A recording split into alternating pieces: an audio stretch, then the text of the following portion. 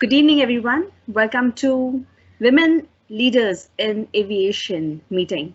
And today I'm very happy to welcome all of you all to this meeting and hope that we can celebrate the Women's Day together during our next couple of hours. So I would really love to have you all interact with each other, have absolute fun today. You're going to listen a lot of stories from all of us and going to learn from each other and also keep inspiring many more women who are aspiring to join aviation or aviation based technologies or just STEM fields. So welcome everybody. Introduction wise, let's begin with me. I am Dr. Ruchi Saxena. I'm the founder director of Caerobotics. It's a consultancy firm which supports organizations adopt emerging technologies. And passing on with introductions, let's begin.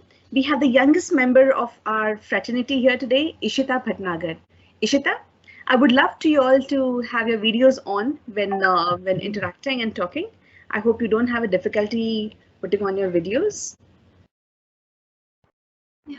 Hi Ruchi, thank you for arranging this beautiful meeting where we all women in aviation can interact with each other. So I am Ishita Bhatnagar. I am in my final year of aerospace engineering from KIT University. Thank you. Great, Ishita. So Ishita, would you like to tell us what inspired you to take this field and how is it going for you? What are your future plans? Yeah, so every Indian looks up to Kalpana Chawla when it comes to aviation and aerospace. She's the one who inspired me a lot, and I wish to be like her one day. I wish children should be inspired by me, like I am by Kalpana Chawla. We have Mindy Howard. Mindy, welcome to the meeting. Hi, I'm Mindy Howard. I am the CEO and founder of Inner Space Training, which is the first and only mental training for commercial astronauts to learn how to stay calm and focused for their space flight. I'm in the Netherlands right now, and new background. Yeah, and that's a short introduction. Great. Thank you so much, Mindy. So Mindy, what inspired you to become an astronaut? It's been a childhood dream of mine since I've been 6 years old, and I've been doing whatever it takes to get as close as I could come, including getting on NASA's highly qualified astronaut candidate list after studying engineering for my bachelor's, master's, and PhD, and got down to the last 200 people, and then was basically unlucky. I was considered qualified, but not selected, and have been trying on all my applications ever since, and to increase my chances, I even became Dutch so I could apply at the European Space Administration.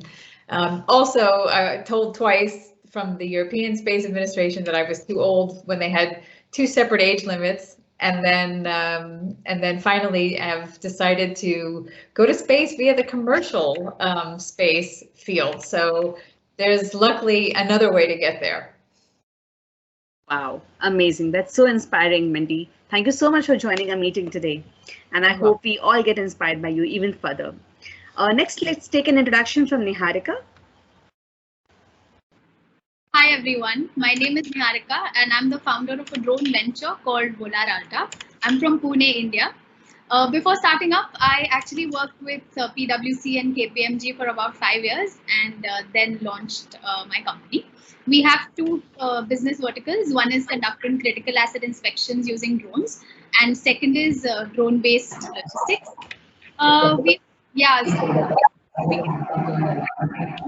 Sorry.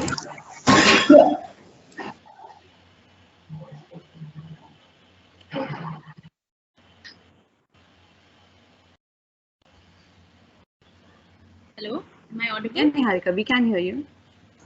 Okay. So I was just saying that we have two business verticals, and we've been the recipient of prestigious grants, which are disbursed by the Government of India as well as the British High Commission.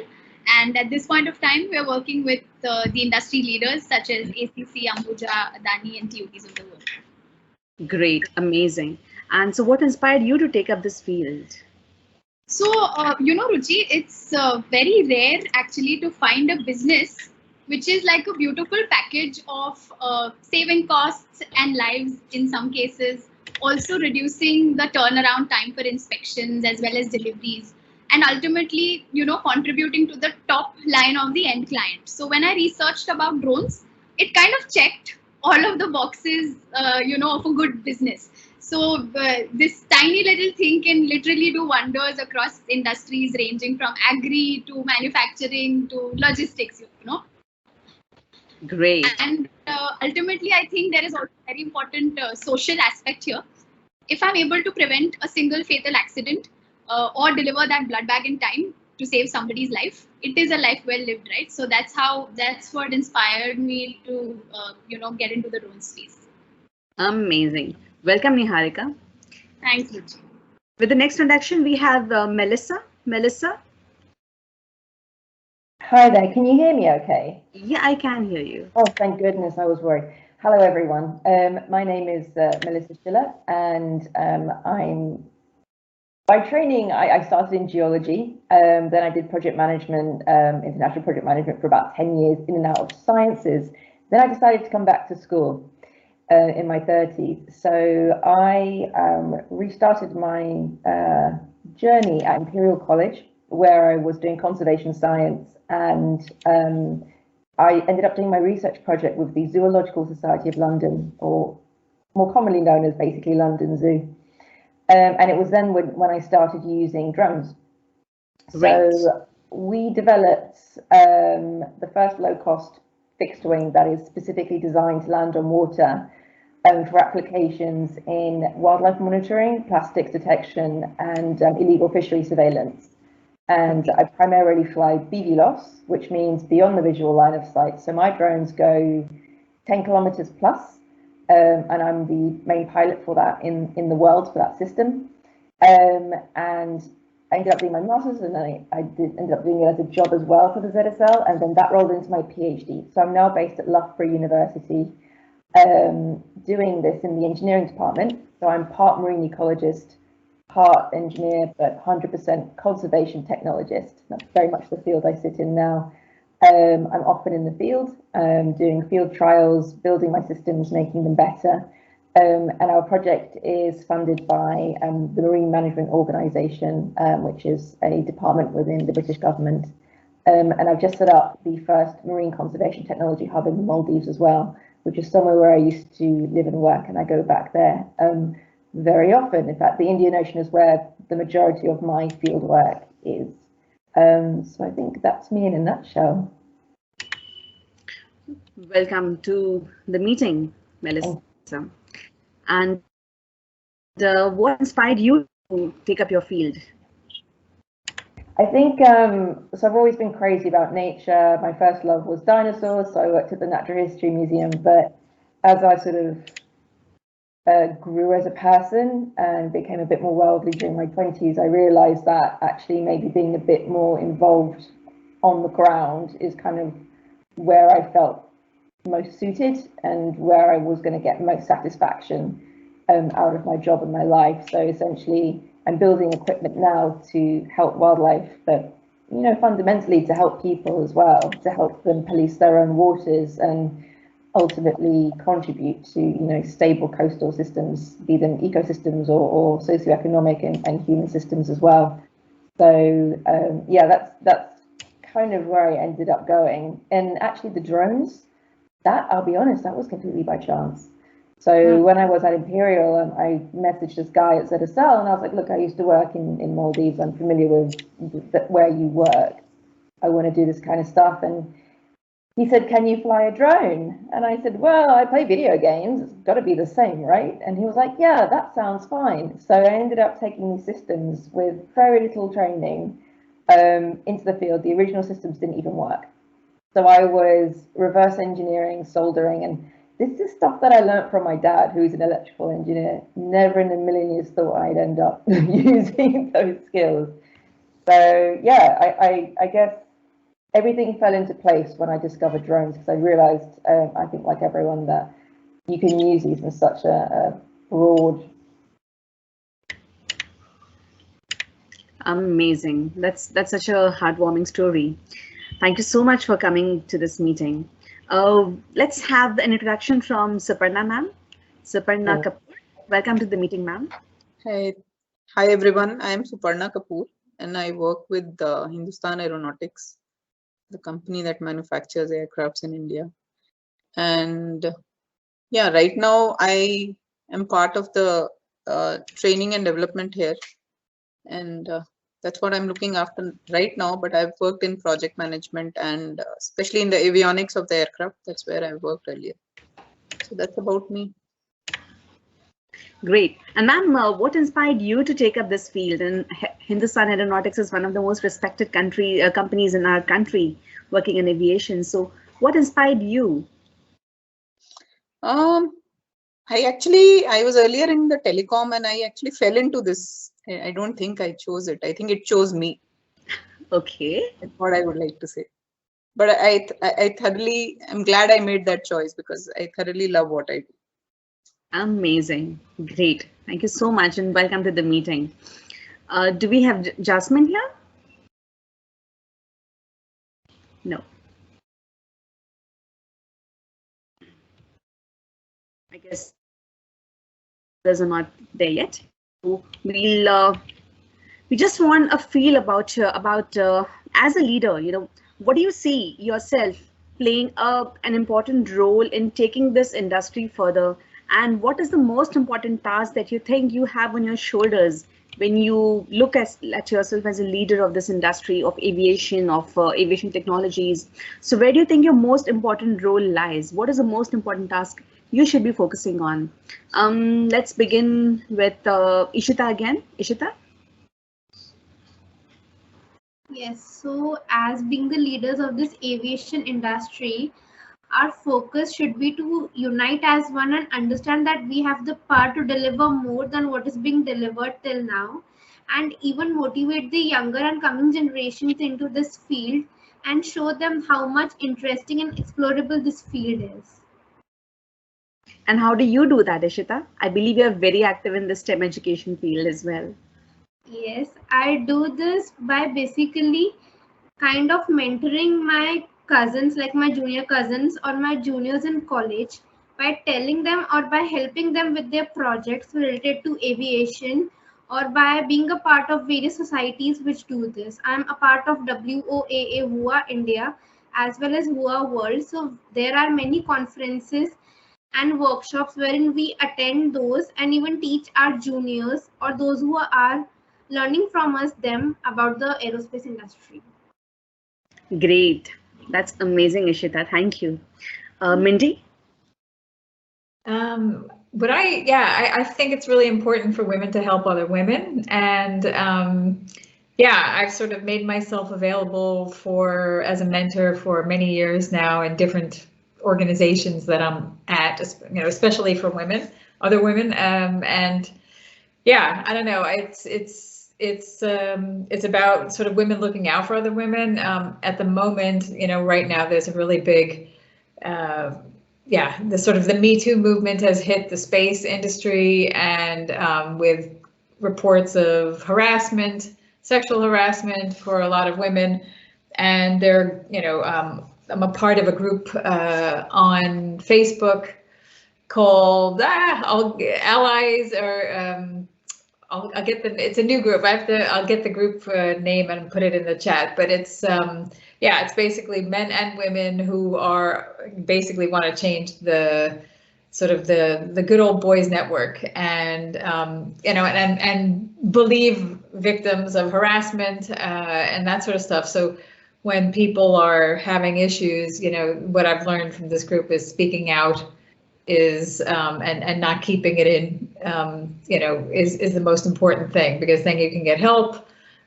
You could find other people who are in similar situations. And I think that's how this stuff has propagated over time. I think we need to speak out and not tolerate this sort of stuff anymore. Great. That's a very important issue. And do you think like sexual harassment in not just space but even aviation is something that collectively, irrespective of what gender we belong to, we need to face it together. And is there like even a solution to that? Do you see that happening sooner? Well, I do, because I think the trend is that, you know, women are finally starting to speak. I mean, there's been some pretty big announcements made by major, you know, harassment in, you know, in SpaceX and ISU and all of these places where, you know, it's the boys usually protecting the boys, and I think people are starting to get to realize, you know, like, I don't need to hold on to the shame of stuff that happens to me. It's not my fault. And yeah, and that whole Me Too movement is finally starting to be acknowledged, but it's such a good old boys network in any of the STEM fields. It's not just space. So it's starting, and I'm hoping this whole, you know, female energy is going to be changing in the coming years so that men realize they can't do that sort of stuff anymore. It's over. I see. That's so important. Niharika, where do you see yourself playing a role as a leader? Like, what's the most important task that you want to take up? I think as a leader, right, it's very important to build success stories. It's very important to show that, you know, women can get into unconventional sectors, or, you know, take up unconventional paths and succeed in them. So, you know, it is imperative that all of us collectively ensure that we are creating success stories for other women to, you know, take a look at and get the comfort and confidence from, you know. So I think that is one of the most important things that I would be focusing on over the next few years. And of course, like Ishita mentioned, educating people around you. For me, it would be educating my customers and, you know, enabling them to adopt this technology at a much rapid rate than it is currently. So I think these two things are very important for us. Great. Melissa?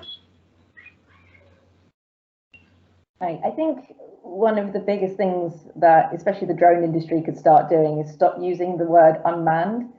There was a paper that came out, I think, a couple months ago, I think by Karen Joyce, who's quite prolific in the drone world in Australia. If I got her name right, I hope so. Basically saying that we don't need this word anymore. Why are we using unmanned? And in my academic literature, I stopped using unmanned and I started using unoccupied aerial vehicles.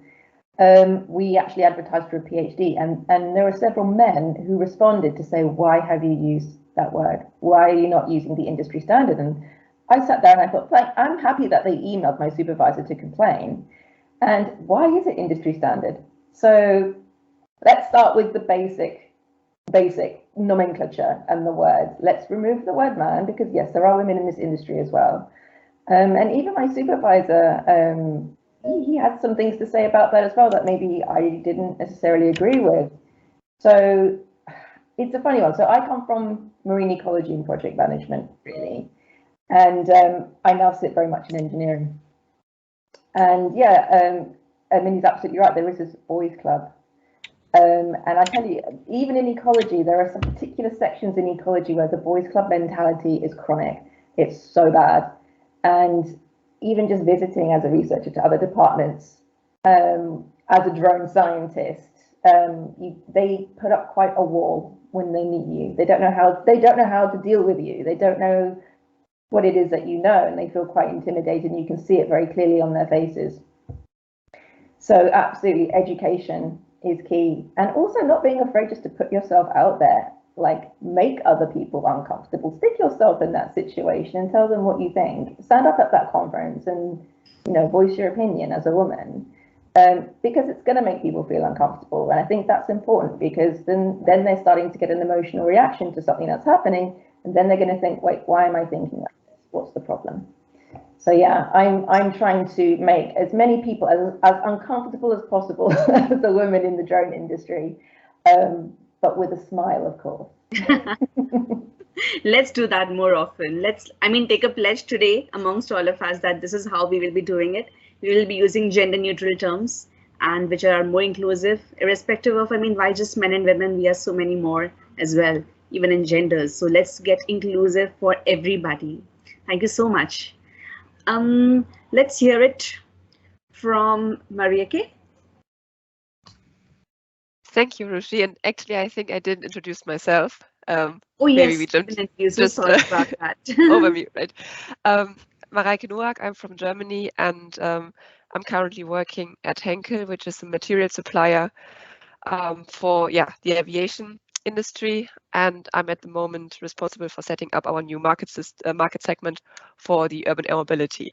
So it's about the occupied air taxis and unoccupied logistic drones. Referring to Melissa's new terms. Right. I mean, in my role, I'm not, let's say, leading a team. It's more like the emphatic way of telling people like how to be enforced to go to the customer with the right material, with the right motivation, and to spread out the word, and just tell the industry that in the end Henkel material is the one that will change your eVTOL drone development. So I think it's about communication, and from what I see in the traditional aerospace area, let's say, it's a lot of man-driven conversations, and this is not the way women communicate. And I think this is what we can like make the most change, because we are communicating in a different way. We are using different words, which might be not better as it is, but definitely another way to go to the aim. Yeah. Great, thank you so much. And let me also ask you the question. I mean, what is inspiring you to stay in this industry, and what inspired you to even take it up?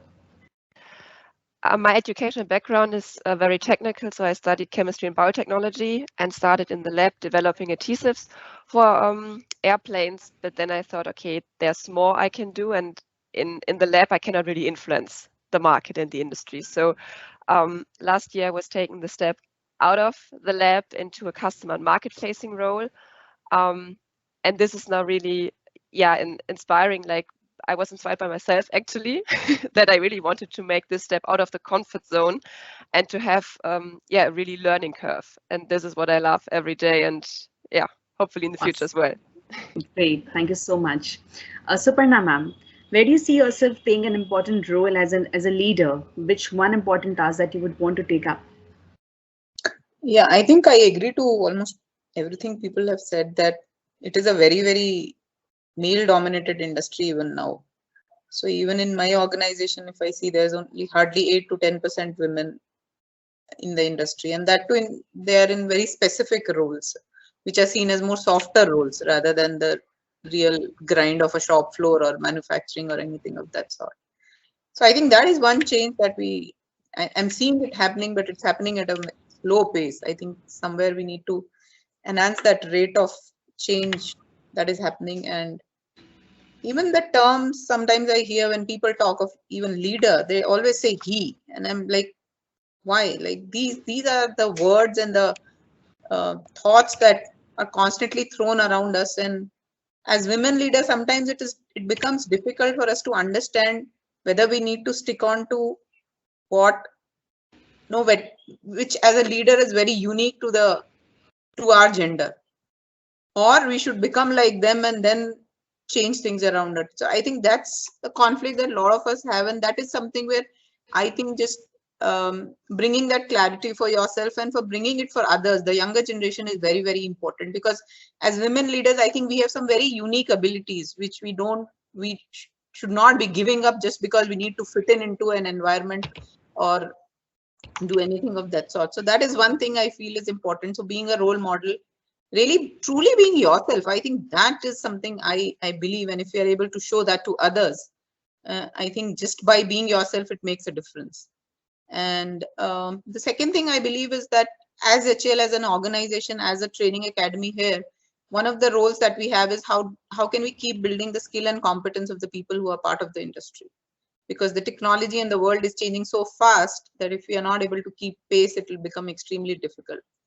And how do we build an ecosystem where within the country there's a lot more that can happen? There are youngsters who can enter this industry, who can really contribute to the industry. So what as a pioneer in the aerospace industry, how is it that we can support in building that ecosystem? And that is what we are looking at. And that is one of the reasons we've started our own master's program, where we are inviting young students to come and be part of our academy, and we share that knowledge with them, and we help them get degrees in this particular area of aerospace. So I think that's broadly what I say, but I love the word unoccupied vehicle. I mean, great. I'm going to use that from now onwards. Thanks for bringing that. Thank you so much. So talking about ecosystems, let's talk about what kind of reforms do we need happening in terms of the government, the policies, or innovations, or even investments that would ensure that we have a gender balanced industry in the future. What should be done, or what should we as a group advise the government to ensure? We have a concept called Drones for Daughters, wherein we want to really inspire a lot of girls to step into this field and really bring a balance, because a lot of conferences, a lot of policy tables, we see that it's mostly men. It's almost 99% of men sitting out there. And I think we all have felt that. So how do we, what kind of reforms do we want to ensure that there is a gender balanced industry? If I can say yes, something. please. I think there are two things that we need to look at. One is within the community and one is from the government. So I think within the women fraternity itself, somewhere there is a internal ceiling where we don't see ourselves doing some of these things. I think that is something we need to address, and panels like this and discussions like this, I think, can make a lot of difference there. Because when we make career choices, there is a tendency to move towards easier choices. Even I've seen people who have, even after STEM education, have gone into much softer roles, as I would say. And there's no right and wrong. I'm not judging anybody. But the point is, how do we encourage more and more people to really see this as a career path for themselves? And because it is challenging, it's not easy. Whenever there is a change that is happening on a large scale in any industry, the pioneers actually have a difficult task at their hand. It's not easy. So the first choice is, what do I want to do? Whether I want to take the trodden path or I want to do something different. I think that is a choice that each one of us makes, and we all make our choices. There's no right or wrong choice there. Having said that, I think at a government level, I think there's a lot that government is already doing, I would say, in terms of encouraging women in IITs, having weightage given to them in admissions, having all of those kind of things that are happening. And even in technology front, there's a lot of initiative for women, but it is for us to be able to take it and enable ourselves or empower ourselves to be able to take those choices and have a collective voice where we can actually make a difference. And then in some of the areas, bring about facilities that will support women to come in. There are a lot of progressive organizations which are bringing it in, but in a lot of traditional organizations, the environment still does not support a women for a certain working style. I think those things is something that we need to address, and probably, but I personally feel that I think we as a group need to do more than really looking at government for support. Right. Thank you so much. Who else would like to add to this? What kind of reforms should we bring in to have a gender neutral industry? Yes, Melissa. Yeah, I completely agree with everything you just said. And I think it is really important to understand the cultural influence on children, basically. It starts at home, and it's breaking that cultural bias, which it's global, it's everywhere. There aren't countries doing it better than others. There might be more awareness in some countries, but especially in the UK. So for example, yes, the government are, because we've got fewer people in general going into STEM, not just women. We have just like a lot of universities, they're closing down particular departments. My university has a huge engineering department, but we don't have a biology department. And I know that one of my other universities didn't have a chemistry department. So that alone is a huge problem. There's a huge push to get students coming in. I'm part of a lot of different groups at Loughborough University where they encourage me to talk to students. I've got students coming next week. We had students yesterday. to show them that, guess what, there are spaces for women in technology, and you can still very much have your own personality here. Don't try and, you know, hammer yourself into a hole which appeases the men around you. That you don't need to do that. I've got brilliant blue-green hair and piercings and whatever, and I do what I want, and I fly my drones, and you know, it's really, really good fun. But also, I think coming back to the cultural home situation, I guess there's a question: what can the government do to change people's cultural biases or gender biases? And then there's the question: should government be interfering in that level? If not, how do we then change people's cultural and gender biases? Is it through education? Is it through television? You go to the supermarket, you go to the shops, the girls' clothes are still pink and say love, friendly, blah, blah, blah. And then the boys' clothes are like, reach for the stars, I want to be an engineer. There's a lot of places we can fix that problem. And I think there definitely are steps that we can all recognize, and there are things happening, and all of us are involved in it at the moment. But I appreciate it's going to take time, and it's not going to be something that's going to happen in the next few months. It's going to take years to undo those biases, unfortunately. But we're definitely on the right track, I think. As long as we know it needs to be done, I think we'll be fine. Great. Thank you so much, Melissa. We had a hand raised from Ishita. Yeah, as it is rightly said by the panel, it starts from the home. So we as women, we know whatever we do, we are beautiful, and the things which we do are also beautiful. So we need to understand that speaking our mind is also beautiful in the same way. This is referred here because some of us are basically afraid to speak our mind, which in turn us to go into a career which we don't want to do. So if you want to go in aerospace or in fields which are male dominating fields, still we should go over there irrespective of what our society says and our urge to fit in over there, because we can't really fit in. We are perfect the way we are, and we should just embrace ourselves that way. This is one thing which can change this if we change ourselves in this way. If we become bold enough to speak what our mind is instead of thinking what others would think. That is so strong. The strongest statement coming from the youngest girl here. Thank you so much. Great. Niharika. Yes, Ishita, that was very well said. And for you to realize this at such a young age is commendable. So kudos to you. Also, on another point, right? What I think is, as women, we should be the ones to start delinking gender from roles and responsibilities.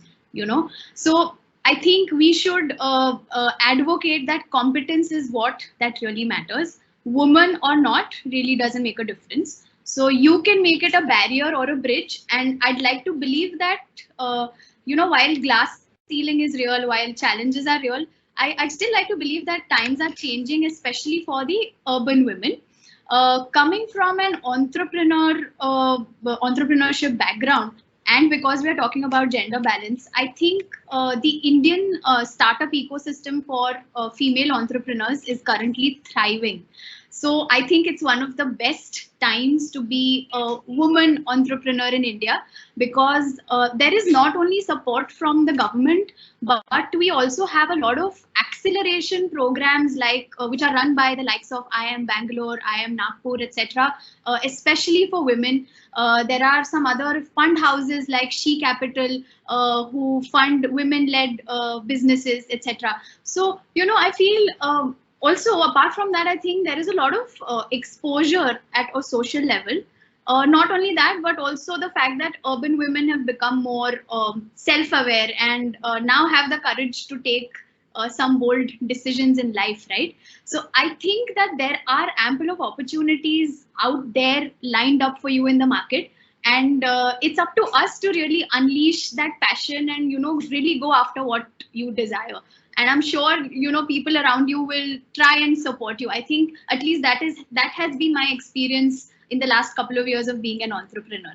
So, yeah. Great. Thank you so much. And maybe looking into yes. the level of companies, it's like that they have to change their culture really, because there's the term war of talents, and you can really feel this at the moment, especially in the technical industry. And therefore, I think that the company needs to change the way that women feel. Women can go to work as their full self, and not only women, but all the other shades of gender as well. So I think when a company wants to be successful in the future, they need to realize the potential of us as well. Perfect. Thank you so much. Would you like to add, Mindy? But before I got into the space industry, I was working in the oil industry for about 20 years, and I had a job I was a diversity consultant within Shell Oil, and Royal Dutch Shell actually, and we had to go and try to create a culture change within the company. And initially, we started to say that everything's got to be, women have to come up through the ranks like everybody else. We want a meritocracy, and let's, by checking systems within the company and, checking things that are unbiased, we can organically have something like that emerge where there was, the difference. One of the key things we were talking about is the difference between positive discrimination and positive action. And, I think it's important to understand those two different terms. So positive discrimination is basically, and maybe in this case, putting a woman in a senior role who might or might not be qualified on the basis that she's a woman. Positive action is essentially choosing the more diverse candidate, in this case, maybe a woman in a senior role, but having her, of course, be qualified. And so, having a preference for the least amount of diversity and trying to correct that. Now, for a very long time, we said, we're not doing positive discrimination. We want to choose the best person for the role. Of course, there were very few women who were, actually in the running, which was one of the problems. But in the end, after spending, I think Shell spent about $30 million to try to create this culture change within the company over the course of 5 years.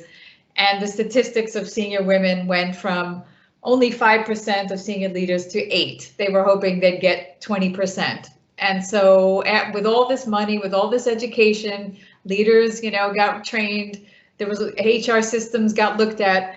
Still, it wasn't happening. And I have since changed my mind in saying, like, okay, we're not, it's not about, it's still about choosing the best candidate for the job.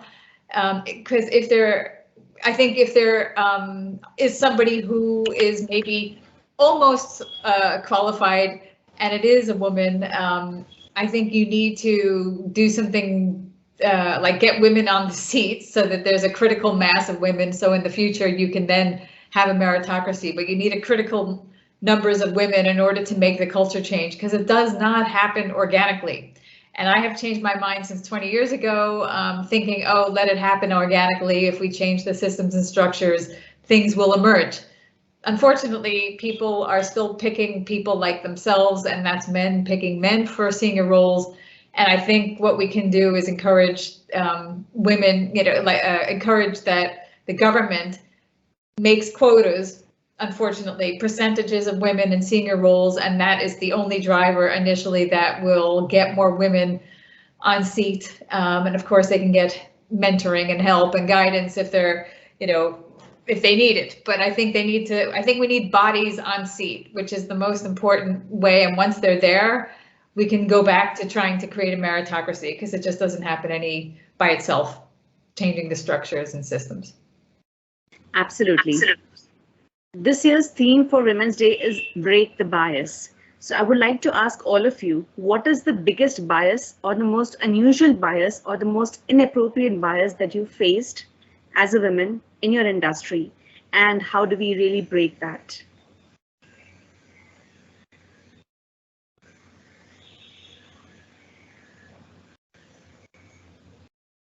Yes, ma'am. Suparna, ma'am. Yeah, so I actually am giving an example from the previous industry that I was part of. I was in telecom quite some time back.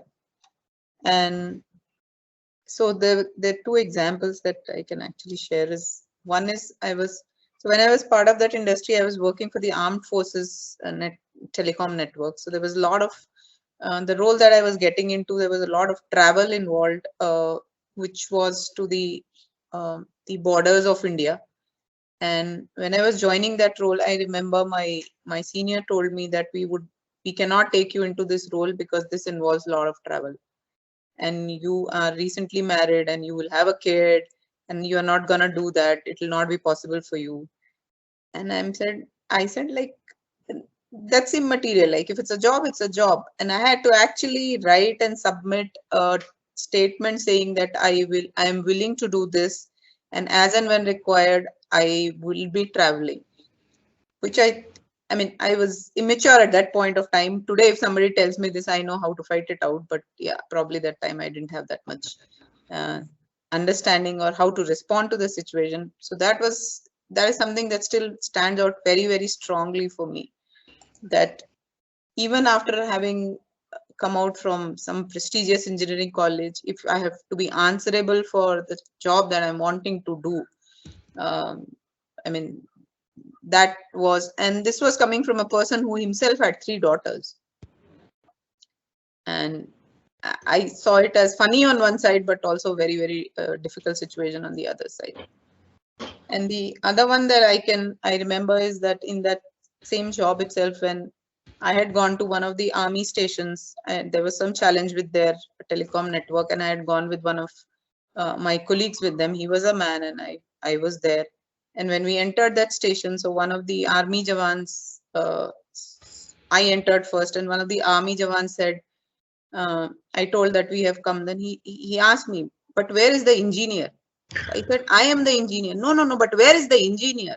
I said, I am the engineer. And he was not willing to accept that I am the person who's come to do some work on a system that is there. So, I mean, these are the things that are there, though they have reduced a lot, but I think in many, many different forms, I still keep seeing them. And even in the industry that I'm part of, whenever there are and women come forward a lot more now, but whenever there are projects where there's a lot of, you have to go test a flight on a ship or in Leh or Ladakh, the first question that is asked of a woman is, do you want to be part of this? And I always think when there is a task or there is a role, our gender really should not matter. Whether I'm competent to do that role is a much more important question to ask, rather than the question that can I travel because I have a family? Everybody has family, you know. Travel. I mean, why is it that this question is asked of women only? So I think these are the biases that still exist, and as rightly said, that this change can come from our education, from our families, from a lot of places it can come, but yeah, they still do exist. So the language that we speak is very important. How we respond to these biases is very important. And how can we correct people, but still not, I mean, in a way that they are able to understand it better. We can fight it out, but I don't think fighting will take us anywhere. I mean, somehow we have to do it differently is what I have learned now. Great, thank you so much. I believe Mindy would be leaving in a couple of minutes. So Mindy, before you leave, do you have anything that you would want to say to the women of the world today, or the girls which are aspiring to become future leaders? Any message from you that you would want to share? Yeah, I guess it's the belief in yourself. I mean, it sounds cliche, but if I can tell you if I got a penny or maybe a quarter for every time someone said to me, you want to become an astronaut, like, who do you think you are? You think you're better than us? And that's a ridiculous dream. I'd be rich right now. And it's really interesting how many people sort of try to shoot my dream down for a very long time. And it was only because I think I had this inherent belief that it was going to happen from somewhere. But that belief in yourself is so difficult to keep, even especially, you know, there's just a little bit of doubt that needs to creep in, and then it can spread open, and you don't want that. I mean, it's about surrounding yourself with supportive people if you can, but you know, there's going to be so many people who are going to try to shoot you down and your dreams down about becoming what you want to become, and just, you know, just do your best and believe in yourself, and it will happen. But it's, you know, I'm not going to say it's an easy road to get there. So, but at least if you have that, you know, that self-belief, that will get you very far in life, if not almost all the way. It's, you know, aside from some hard work as well. But I want to wish everybody a great rest of the call. I'm sorry I have to go now, but anyway, I hope that was helpful, and see you soon. Thank you so much, Mindy. A big hug to you. Bye-bye. Bye. We'll get back to the question that we had about breaking the bias. So we had a hand raised from Ishita. Yeah, so regarding this bias, there are some things which I've also faced since I'm applying for the corporate world and the companies, and even for some trainings. There's just one thing which is always asked to me: if we send you to any like abroad after 3 to 4 years, would you be able to do it? Because you'll come at this stage where you'll get married and then you'll have kids, and then the only thing which I want to say is, I'm just in my undergrad. Let me focus on what's important for this age, and then I'll think of what is important in that age when I'll come over there. So we women are kind of, you know, watered in that way, that we are supposed to focus on things which are not related to our career, even though we are pursuing that only. So this is one bias which we need to break. I think all the women have faced this issue once in their lifetime, even of any age group. So this is one thing which we need to break. Thank you so much, Ishita. Melissa? Yeah, just to kind of reiterate what Ishita and Suparna were saying. So I remember, well, my whole life I've had the bias. My dad is an engineer, and even today he says, but you're not really an engineer, are you? You don't, even within my own family, I have to deal with it. But I remember a couple of years ago when I was visiting universities for prospective PhD places, I was speaking to this guy, and he was a lecturer. He's still active, he's still there, at a university in the Midlands. I won't say which one. But so I was looking for a PhD when I was 31, you know, probably older than most students in the UK anyway. And he said, oh, do you have a boyfriend? Like, are you in a relationship? And I was like, no, I'm single. But, you know, looking back, I would have just, you know, slapped him. But anyway, but I said, no, I'm not. And he said, oh, yeah, because, you know, PhD and work afterwards in your age group, you know, people might be unwilling to take you on, and you need to think about this stuff. And I was like, yeah, you're right. Now I think back, and I'm like, what the hell? And this was only a few years ago. And, you know, that for me was a moment of realization. When now I look back, like, how dare someone speak to me like that? But when you're, you know, relatively naive, I was coming back into academia. I was just, you know, trying to be as appeasing as possible. But the other time that I've had, actually back to what Suparna was saying, so I travel around the world with these massive drones, and you know, they're very complicated pieces of kit to the uninitiated. To the engineers, they're relatively straightforward. But especially in places like Uganda and Belize, when I'm at the airport or when I meet the team I'm working with, they said, oh, so you're Melissa, who are you? And I was like, oh yeah, I'm the pilot, I'm the engineer. And they look at me and they're like, I said, yes, I'm the pilot. I am piloting these systems. Is there a problem? And there probably is a problem, because they couldn't possibly comprehend I could do that.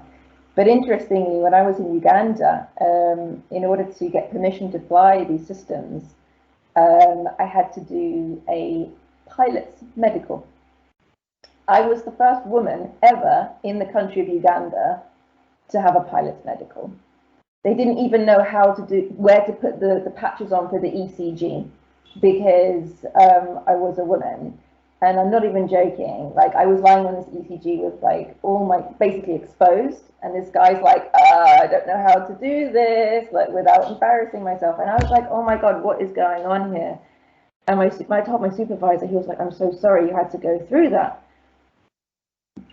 But it's part of the process.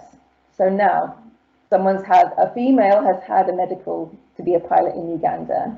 Maybe we can start breaking down the bias there. Maybe I can start encouraging further female pilots to come forward. And don't forget, I was just doing it to be a drone pilot, and they expected me to do a medical? Like, that aside, the fact that some countries are still not up to date with all the drone stuff and all the legislation, that's a whole other story. But yeah, so in terms of trying to pathfind as a woman in aviation, and especially in drones, you come across the weirdest challenges, and I felt very uncomfortable in that position. I didn't really enjoy it very much, and I don't know if I learned anything or if they learned anything, but yeah, it's hard. That is the bottom line. It's still really hard, and I expect to have more situations like this in future. But I think I'm more mentally prepared for them, and especially sharing stories like that with other people in the same industry, especially to the younger generation, these drone pilot young girls coming through. They do need to hear this stuff. They do need to understand that the world isn't perfect yet, and I just want to make sure that I prepare them and make them as strong as possible. So when someone says to them, oh, you can't do that job because you're a woman, they're prepared with a better answer than I was. Great. Thank you so much, Melissa. Niharika, any closing remarks from you? How do you want to inspire women? And on this International Women's Day, what message do you have for them for breaking the bias? Sure. So regarding inspiration, right, I think that true inspiration really comes from within, and it comes from critical feedback that you receive from your peers, the elders around you, etc. And I think it also comes from learning through doing. Most of us dream about a lot of things, but lack conviction or belief in self, like ma'am said, to actually take action to kind of, translate those dreams into reality. So dreaming is easy, but chasing that is really hard. You need to study, you need to work smart, you need to pour your heart and soul into that thing. And I think most importantly, be open to constructive feedback. While having said that, you have to also be very clever to distinguish the naysayers from your true well-wishers. Like I see that a lot of women out here have faced that, like how can you go into this field, etc. So you need to be very clever about choosing the people you want to receive feedback from. So I think in this entire journey, you cannot chase your dreams alone. You need to have a healthy ecosystem around yourself. You need to find good mentors. You need to also, ensure that you're in the best of your health, both physically and mentally, especially if you're choosing a different path from the usual, So I think like Ishita and all of the other women on the panel said, do not be afraid to speak up. You should ask for help. And if you do, right, you will be surprised to see that there are people who are actually willing to help you. The only thing that you need to do is ask. So I think it boils down to first doing some introspection, spending time with yourself and figuring out what you really want to do, and then just go after it and chase it. So I know that all of us have got it. It's just about taking that first step without really having any doubts in your mind. So yeah, like go for it. You got it. Thank you so much.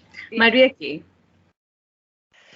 Maybe to add something, what Melissa was saying beforehand, that we should, tell those stories that we are facing, let's say, every day to younger kids and younger girls. But I think it's also very important to tell those stories to the men, because then they can reflect on what they are doing, because I don't think they are doing it on purpose, or the other people are doing it on purpose, right? So I think it's very important to put the story out to everybody, that everybody can change the way they are.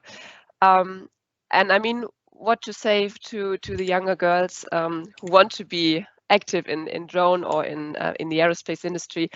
I think technology and the progress is so fast these times, and it's so much iterating these days, that I think drones are at the moment a very good solution for logistics, for example, or for surveillance, but the next year is already around the corner. And if you are that girl who has this idea in mind, just stand up, believe in yourself, as Mindy has said, and become the next female Elon Musk.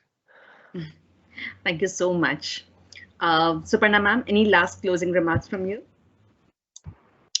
I think most of the things have been shared, but I think it's very important, as has been said, that believe in yourself. I think believe in your dreams.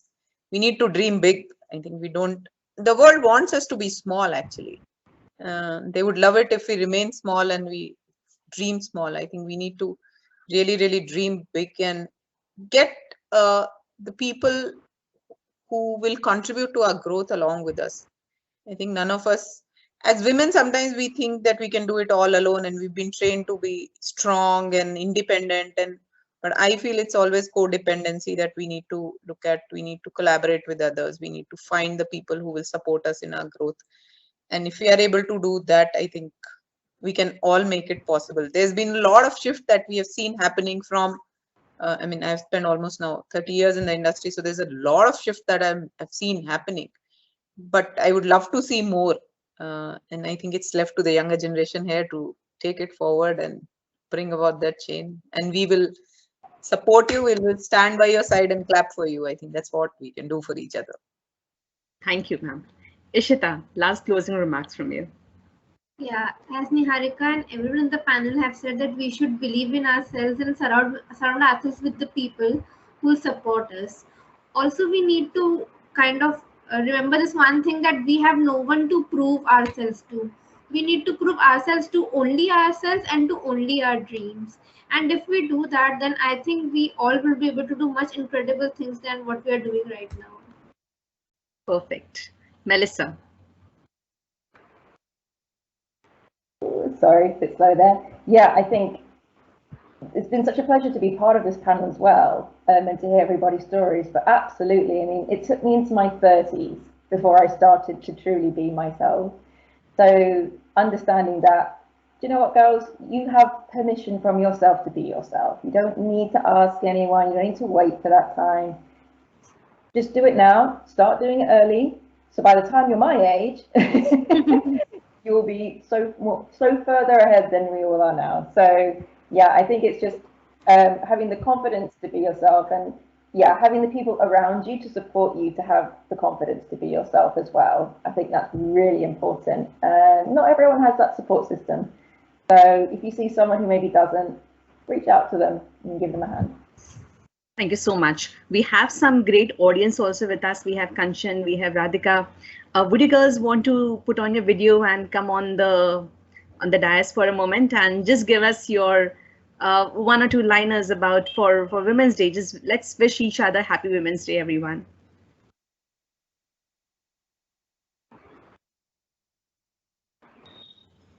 I guess the camera's shy today. No problem. So let's keep connected.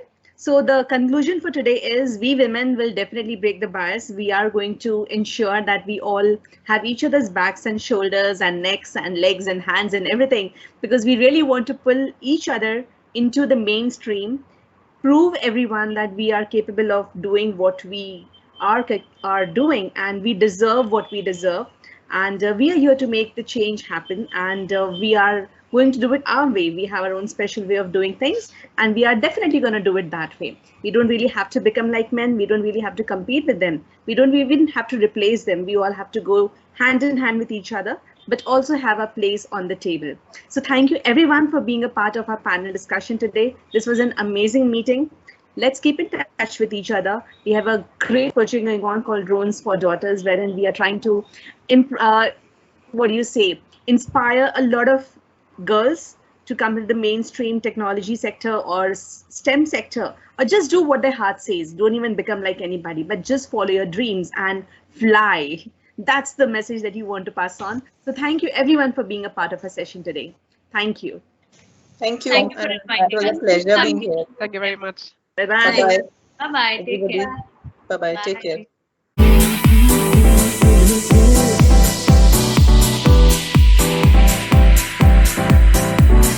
Telling me to dance, taking a chance.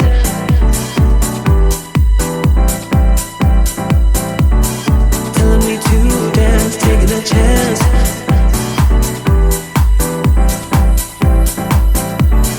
Telling me to dance, taking a chance.